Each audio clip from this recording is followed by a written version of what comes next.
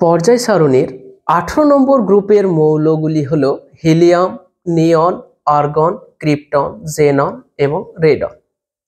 এই মৌলগুলির একটা গুরুত্বপূর্ণ বৈশিষ্ট্য হচ্ছে যে এদের প্রত্যেকের সর্ববহিস্থ কক্ষপথে 8টি ইলেকট্রন থাকে। শুধুমাত্র ব্যতিক্রম হচ্ছে হিলিয়াম।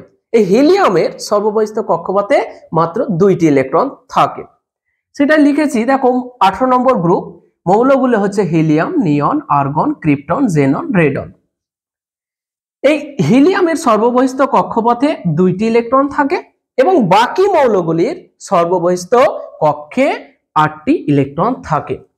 এই মৌলগুলোর সব থেকে গুরুত্বপূর্ণ বৈশিষ্ট্যটা হচ্ছে যে এই মৌলগুলির ইলেকট্রন বিন্যাসটা খুবই সুস্থির বা স্টেবল। এই জন্য এই মৌলগুলি রাসায়নিক বিক্রিয়ায় অংশগ্রহণ করে না, অর্থাৎ রাসায়নিকভাবে এই মৌলগুলো নিষ্ক্রিয় থাকে। এই জন্য 18 নম্বর গ্রুপের মৌলগুলিকে বলা হয় নিষ্ক্রিয় মৌল।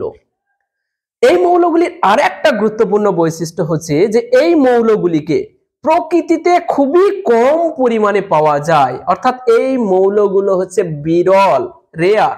এই জন্য 18 নম্বর গ্রুপের নিষ্ক্রিয় মৌলগুলিকে বিরল মৌল বলা হয়ে থাকে। সমস্ত চার্ট দেখতে পাচ্ছ, 18 নম্বর গ্রুপ, নিষ্ক্রিয় মৌল, বিরল মৌল।